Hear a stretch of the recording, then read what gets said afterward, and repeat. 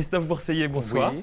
Je vais essayer d'être un client plus facile. Enfin, vous êtes un client plus facile. Oui, j'imagine. Oh oui, on vous connaît. Vous êtes écrivain, comédien, journaliste, animateur radio. Comédien, c'est un peu une vie antérieure. Une vie antérieure. Mais dans Prof, vous étiez super. Oui, c'est gentil, mais c'est vrai que comme ça fait un bout de temps que je n'ai pas tourné, que quelque part j'ai tourné la page dans ma tête en même temps, donc comédien, pour moi, c'est plutôt un moment de vie. Un moment de vie. Il y a eu un moment de vie assez intense. J'ai démarré très tôt. Puis j'ai été précipité là-dedans sans l'avoir demandé. Ouais. Mais moi, j'avais envie d'écrire. Et là, vous sortez un livre qui s'appelle Les Forcenés du désir. Oui, c'est le dernier. Le dernier. C'est pas le dernier, mais c'est. Oui, c'est pas le dernier, voilà. C'est le dernier. Oui, c'est le dernier. C'est le nouveau. Oui, c'est ça, oui. Et là, vous allez explorer les extrémistes sexuels. Oui. À cette heure-là, on ne peut même pas dire tout ce qu'il y a dans ce bouquin. Non, c'est le livre le plus horrible que j'ai écrit. Ah non, mais je confirme, hein, parce que oui. Il y a toutes les perversions du sexe. On peut dire ça comme ça. Ah oui, carrément. Ça va des échangistes. Oui, ça encore, c'est... Ça, c'est vraiment les plus soft. Oui, oui. Paris serait la capitale de l'échangisme. C'est parce que c'est là qu'il y a le plus de boîtes échangistes à l'heure actuelle au monde. Je ne sais pas pourquoi, mais ça participe un peu du mystère parisien peut-être, mais c'est un fait. Alors oui. ça c'est soft, hein, l'échangisme pour vous, parce que ça va également à ceux ou à celles qui mettent le feu aux cheveux de leur amante. Oui. Ouais. À celles qui couchent avec 251 hommes en 10 heures, et c'est rien. C'est le phénomène des gangbangs. Ça s'appelle comme ça. Oui. Ariane, qui est une spécialiste, ne connaissait pas tout ça. Hein. Je vous promets. Bon appétit. Et je vous passe pas celles qui se tailladent avec une lame de rasoir, se plantent des clous dans l'avant-bras, se brûlent les mains. Oui, ou s'ouvre le sexe dans le sens de la longueur pour en avoir deux.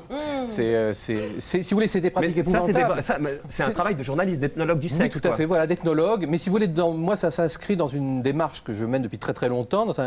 J'ai un petit projet éditorial que je fais de livre en livre. Et c'est vrai que tous mes bouquins se répondent parce qu'en réalité, ce que j'interroge, c'est l'extrémisme, ce sont les marges. Vous avez fait les extrémistes religieux. Oui, un livre qui s'appelait Les faux messies il y a quelques années. J'ai parlé des extrémistes politiques, de l'extrême gauche. Alors là, dans le sexe, qu'est-ce qui vous a le plus surpris dans les extrêmes que vous avez rencontrés? C'est-à-dire que je voulais aller à la rencontre de gens qui ont des comportements extrêmes. Je disais, il y a peut-être une clé de l'extrémisme dans les comportements. Donc je voulais aller vers des gens qui ont des comportements totalement hors normes. Mais quel comportement hors norme vous a le plus surpris?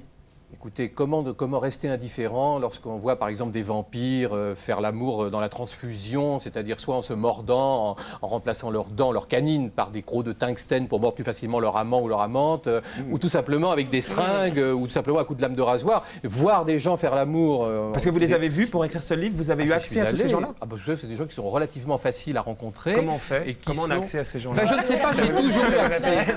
Écoutez, je ne sais pas parce que j'ai toujours eu accès. C'est-à-dire que depuis toujours, je m'intéresse aux marginaux, aux extrémistes, à ces gens-là, et donc je les connais. Donc si vous voulez, par exemple, ce qui est assez drôle et qui est étonnant, c'est que par exemple, en allant à la rencontre des extrémistes du sexe, je me suis aperçu que très souvent, je les connaissais déjà parce que je les connaissais en tant qu'ancien militant de groupuscule ou en tant qu'ancien punk. Donc finalement, par la culture ou par la politique, voilà, c'est ça qui est très intéressant, c'est qu'on s'aperçoit que les gens qui ont des pratiques extrêmes ou des pratiques marginales, finalement, ont des espèces de micro-identités et se regroupent entre eux. Finalement, on tombe toujours sur les mêmes personnes. Mais vous avez juste observé, vous avez testé des choses? Ah non, moi je ne suis pas un extrémiste.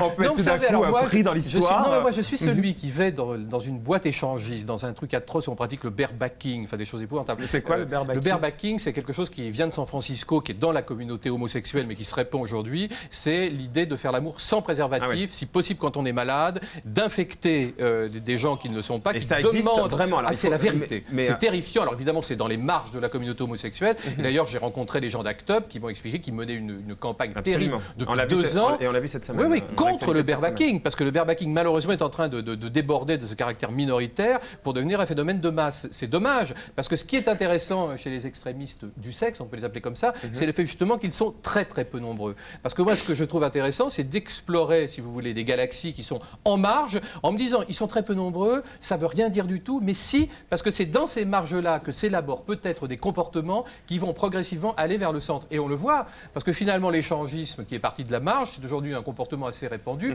Et qu'est-ce que l'échangisme? Pardon? À la télé, il paraît. Il paraît à la télé, mais non, mais qu'est-ce que c'est que l'échangisme si c'est pas une sorte de polygamie des temps modernes, si vous voulez, par exemple? Est-ce que vous êtes censuré dans le bouquin? Dans ce livre, j'ai pas l'impression de vous avez découvert des trucs horribles et vous n'avez pas voulu les écrire? Non, dans ce livre, j'ai pas ce sentiment-là. Par contre, j'ai dû décevoir peut-être mon éditeur parce qu'il pensait peut-être que j'allais faire un livre affriolant. Et je lui ai dit très tôt, je lui ai dit, je te préviens, je suis en train d'écrire un livre horrible. Et donc là, je lui ai dit, bon, bah vas-y, mais c'est vrai qu'il y avait peut-être eu de sa part, peut-être qu'il s'attendait à ce que je fasse quelque chose d'un petit peu rigolo, libertin, et on s'amuse la nuit dans les boîtes. Et c'est vrai que moi, ce que j'ai eu envie de rencontrer, c'était des artistes, des performeurs, des gens qui allaient au bout de quelque chose, et puis d'aller à la rencontre de ces micro-tribus du sexe, que Surtout je qu'il y a trouve quand même fascinant. 4-5 ans, vous aviez dit que vous alliez publier vos mémoires d'enfance. Ça n'a Oui, mais je vais le rien à faire. voir, Non, quand même. c'est pas ça. C'est pas ça. Vous avez fait d'abord les extrémistes du Oui, mais sexe, tout est. et après Vous savez, l'année dernière, j'ai publié la biographie de Guy Debord. C'est un livre que je voulais faire depuis que j'avais 20 ans. Et puis j'avais attendu d'avoir 40 ans pour le faire, parce qu'on est obligé de prendre son temps, et puis on ne peut pas tout faire. Et puis il faut le temps que les gens acceptent. Ça, parce que moi, si vous voulez, par exemple, c'est assez nouveau que finalement qu'on comprenne que d'un livre à l'autre, mes bouquins se répondent. Jusqu'à présent, quand je faisais un livre, on dit tiens, à qui s'adresse qu'est-ce qu'il a à qui s'adresse ce bouquin-là? À ceux qui veulent sais fantasmer, à ceux qui veulent Non, je crois découvrir, pas. à ceux qui veulent se faire peur, à qui? Non, il s'adresse à ceux qui ont envie de connaître le monde moderne et de se dire qu'est-ce qui se passe, qu'est-ce qui va se passer demain. En dehors de ma chambre à coucher, quoi. Mais quand j'ai écrit mon bouquin sur les maoïstes il y a quelques années, ce que j'avais découvert, et j'avais trouvé ça fascinant, que c'est au sein d'un mouvement maoïste, vive la révolution, qu'est né en France le mouvement des femmes et le mouvement des homosexuels. Deux mouvements comme des lames de fond de la société française, c'était indéniable. Donc, en allant à la rencontre des extrémistes du sexe, je me dis peut-être qu'il se passe le même phénomène, c'est ça qui est intéressant. C'est-à-dire qu'on le voit déjà, parce que finalement, le néo-fétichisme, cette espèce je dirais, de popularisation extrême du sadomasochisme, c'est un signe de dissémination de comportements minoritaires dans la société. Donc on le voit aussi avec l'échangisme, avec d'autres petits courants. Donc vous avez écrit, on l'a dit tout à l'heure, vous avez écrit des livres très, très pointus. Vous avez fait des choses un petit peu plus légères. On a juste quelques images, souvenez-vous. Tout à fait. Donc j'assume.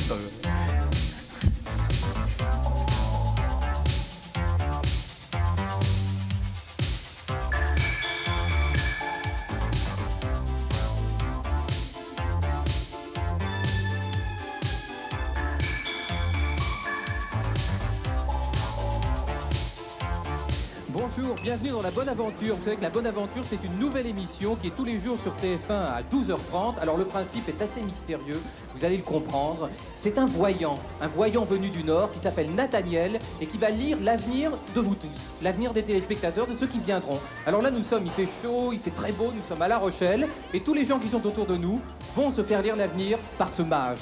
Maître, bonjour. Bonjour. Oui, c'est une émission qui n'a tenu que quelques semaines. C'est d'un kitsch envoûté. absolu. C'est d'un kitsch absolu. Rien à voir avec le sexe, les fantasmes du désir. J'ai pas été nazi. Moi, tout ce que j'ai comme placard, comme squelette dans le placard, c'est ça. Oh, c'est pas grand-chose. C'est pas grand-chose. C'est vrai qu'à un moment, j'ai voulu voir l'effet que ça faisait d'être présentateur télé. Vous avez vu, c'est pas grand-chose. Non, là, c'était pas grand-chose, effectivement. Non, mais présentateur télé, quoi. Non, c'était pas terrible, là, effectivement. Puis en plus, c'était un peu nul. Et je veux dire, mais quelque part, c'était tellement nul que j'en ris, et puis j'ai un certain humour. Il y avait un second degré en plus là-dedans. Il y avait un second degré évident qui n'était pas toujours perçu par les gens qui m'entouraient. Mais moi, je l'avais remarqué, si vous voulez. Bon, très bien. Merci beaucoup, Christophe. Vous êtes là pour nous donner votre vision, votre regard sur l'actualité de la semaine. Je vous présente Alexis, il est là depuis tout à l'heure. Il est là toutes les semaines, les téléspectateurs le connaissent. Et lui aussi, il nous dira ce qu'il a agacé dans la semaine. D'accord. La semaine vue par Christophe Bourseillet. Christophe, dans l'actualité de la semaine. Dans l'actualité de la semaine, il y a plusieurs choses qui m'intéressent. Il y a d'abord quand même les élections américaines, parce que c'est la moindre des choses d'en parler un petit peu, parce que c'est tellement drôle, cette élection dont on n'a toujours pas le résultat, on attend, et ce pays extraordinairement moderne et technologique, qui tout d'un coup recompte ses voix comme en Corse, quoi. On a l'impression qu'ils ont fait voter les morts. Je trouve ça génial. Et moi, l'Amérique, j'aime beaucoup. Je sais qu'il y a toujours en France une espèce de vieux sentiment anti-américain, mais moi, j'adore les États-Unis, parce que quand on s'intéresse aux minorités, aux groupuscules et aux tribus, en Amérique, c'est extraordinaire. Il y en a plein. C'est un réservoir de groupuscules fabuleux. Et moi, je sais que je fais peut-être partie des rares personnes qui vont régulièrement me promener en Utah, par exemple, cet État mormon magnifique, où il y a des milliers de sectes polygames extrêmement étranges et qui s'entremêlent. Et je trouve que c'est un pays totalement kitsch, les États-Unis. Donc c'est vrai que ça ne m'étonne pas ce qui se passe aujourd'hui, cette espèce de duel entre la médiocrité banale de Gore et l'extrême médiocrité de Bush, qui fait qu'à l'arrivée, on se dit que de toute façon, ça sera nul. Le résultat, voilà, le résultat un médiocre. Ah, c'est sûr. L'un sera plus dangereux que l'autre, c'est une évidence. Le plus dangereux, c'est Bush, pour voilà, vous. Et on espère qu'évidemment, peut-être que Gore l'emportera, mais c'est quand même dramatique pour la démocratie. Mais je trouve que là, ça dit quelque chose de très intéressant sur les États-Unis et le caractère très ambigu de ce pays, finalement, qui est à la fois le comble du puritanisme et en même temps le pays où s'élaborent justement les comportements les plus hallucinants. Parce que quand on va à San Francisco, c'est une espèce de folie. San Francisco, vous étiez allé pour le bouquin. Oui, là, c'est vrai que c'est fascinant, cette espèce de contraste absolu entre ces villes où on trouve vraiment les micro-tribus, les comportements les plus extrêmes, et ce discours politiquement correct de dire s'il couche avec la femme de son voisin, il ne sera plus jamais élu de sa vie. Focus, c'est peu dire. Enfin, c'est ça. Autre actualité, Christophe, qui vous a inspiré dans la semaine? Il y a plusieurs choses qui sont intéressantes. Il faudrait peut-être parler de DAL, de l'anniversaire de droit au logement, je crois, qui est fêté en ce moment.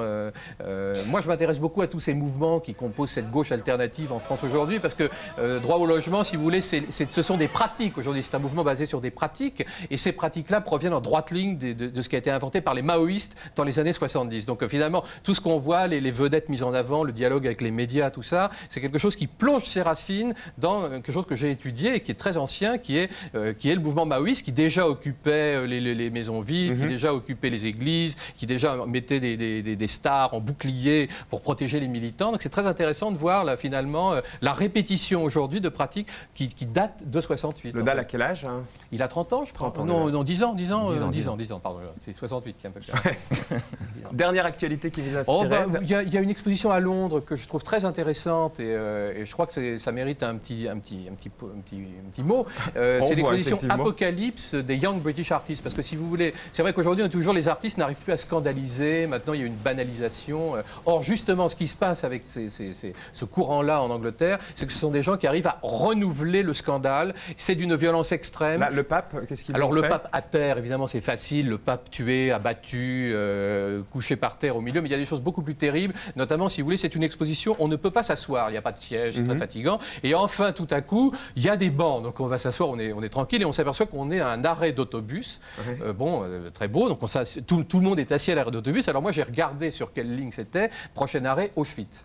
Ah oui. C'est ça, les Young. Vous voyez, c'est cette espèce de violence terrible comme ça. Ou alors, il y a une polémique autour de tout ça, il y a une polémique permanente autour de ces artistes en Angleterre. Mais en même temps, on sait très bien qu'il y a une volonté de dénoncer, il y a une espèce de très grande violence. C'est la force du scandale, c'est de mettre au pied du mur et de dire qu'est-ce que ça veut dire. Et il y a un dernier truc que j'ai trouvé très beau, c'est qu'il y a dans une des salles un gigantesque tas d'ordures qui doit faire 30 mètres et qui est éclairé en contre-jour. Et quand on voit le contre-jour, si vous voulez, l'ombre qui est projetée par le tas d'ordures, c'est un couple.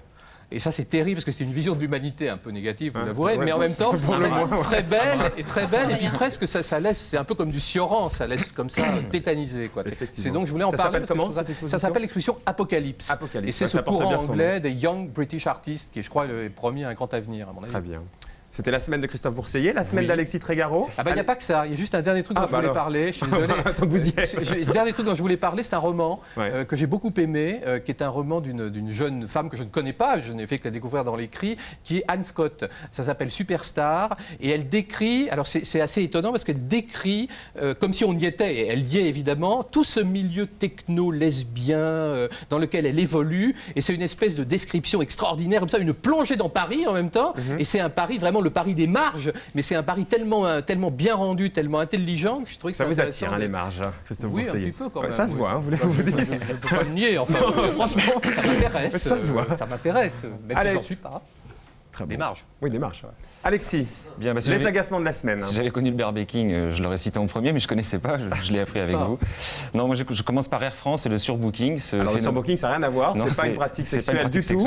C'est une pratique. Ah bon, c'est dommage, je suis déçu là. C'est une pratique des compagnies aériennes qui consiste à prendre beaucoup plus de réservations qu'il n'y a de place dans les avions. Alors forcément, il y a des gens qui veulent embarquer et qui ne peuvent pas. Et pas que les compagnies aériennes, c'est les hôtels. Bien sûr. C'est pas franchement nouveau, toujours est-il que c'est toujours aussi énervant, surtout quand ça concerne des enfants mineurs. On a peine à le croire, mais c'est bel et bien ce qui est arrivé à deux enfants qui s'appellent Mathieu et Sarah, 5 et 7 ans, qui s'apprêtaient à prendre l'avion pour rentrer. Tout seul, hein.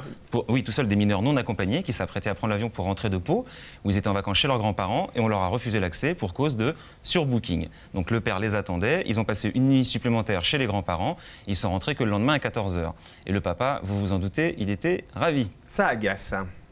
Je me rends compte qu'on ne peut pas confier de manière absolument certaine nos enfants à un transporteur national. Nous avons cherché à joindre immédiatement le service clientèle d'Air France et il était sur enregistrement, donc pas moyen d'avoir de plus amples nouvelles. Et le lendemain, quand nous sommes allés chercher les enfants à Roissy-Charles de Gaulle, les personnels d'Air France et plus spécialement une stagiaire nous a répondu que le surbooking était une chose normale et qui permettait aux compagnies de vivre et de tirer profit. Voilà. Alexis? Il est tombé sur une stagiaire un petit peu cynique. Air France était un peu plus dans ses petits souliers. Ils se sont quand même excusés. Ils ont versé 1000 francs de dédommagement par enfant. Normalement, c'est 500 francs, donc ils ont fait un geste. Enfin, globalement, quand on leur demande pourquoi ils n'ont pas accepté ces enfants, ils auraient pu sacrifier 2 adultes. Ils m'ont répondu que les enfants n'avaient pas à bénéficier d'un régime de faveur et que c'était des passagers comme les autres. Même quand ils voyagent tout seuls. Voilà, je serais tenté de dire qu'on peut aussi aller voir les concurrents. Après tout, c'est des compagnies aériennes comme les autres. Hein. C'est un peu méchant. Autre agacement de la semaine. Les élections US, j'en fais un petit mot, vous en parliez. On s'est polarisé sur la Floride. Pourtant, il s'en est passé de bien belle ailleurs. À commencer par la Géorgie, qui a trouvé un autre moyen de faire venir les électeurs. En allant mettre son billet dans l'urne, on recevait un billet de tombola, et oui, ça ne s'invente pas, pour gagner quoi? Un fusil. Ah oui, Ça, c'est sympa. Un fusil. Voilà. Ah oui, effectivement. C'est où ça? En Géorgie. En Géorgie. Une initiative républicaine de votre ami George Bush Jr. Enfin, mon ami. Ah oui, effectivement. Ouais. Une autre initiative, Christian Hazard, un New-Yorkais de 28 ans, lui, il proposait de vendre sa voix via Internet. Mise à prix 1000 $. Je vous cache pas que c'est totalement interdit, naturellement. 1000 $ de mise à prix. Il a trouvé un preneur à 600. Manque de bol, c'était un flic qui l'avait démasqué, donc il a terminé au trou. Voilà. On n'a pas le droit de vendre sa voix. Non, c'est pas. Non, on peut le comprendre quand même. Hein. Enfin bon, on aura donc tout vu aux États-Unis. Pourquoi pas des faux électeurs pendant qu'on y est? Non, ça c'est un domaine réservé. La bonne idée de la semaine, si on peut dire, c'est un Grenoblois qui, pour faire entrer son enfant de 5 ans dans le livre des records, avait décidé de le faire sauter à l'élastique de 50 mètres à la foire de Grenoble. 5 ans. Oui, 5 ans. C'est une bonne idée. Il faut dire que le monsieur en question est le recordman du monde. Lui, il a sauté de 2200 mètres d'un hélicoptère. Il a déjà fait sauter son gamin une trentaine de fois, donc il s'est dit une fois de plus, sauf que là, c'était la fois de trop. Tout le monde s'est insurgé contre cela. Mais à mon avis, ce monsieur, je pense qu'il a un petit peu pété les plombs en regardant le film de Benoît Poelvoort qui s'appelle Les Convoyeurs attendent. Souvenez-vous. Je vois ça, ouais, je vois ça.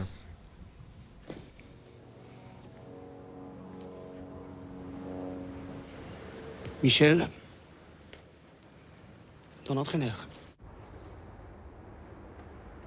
Vas-y, laisse-moi. Oui, ouverture de porte en 15 secondes. Oui, ouverture de porte en 15 secondes, Michel. Alors, un rapide calcul. Oui, ouverture de porte en 15 secondes, ça fait 32 ouvertures en 1 minute. Hein. 32 780 ouvertures de porte en 24 heures. Et le record du monde est de 41 824 ouvertures de porte. Avec une porte bien huilée, Michel, tu peux devenir le nouveau champion du monde d'ouverture de porte. Qu'est-ce que t'en penses? Hein? Ça te dirait d'être un champion?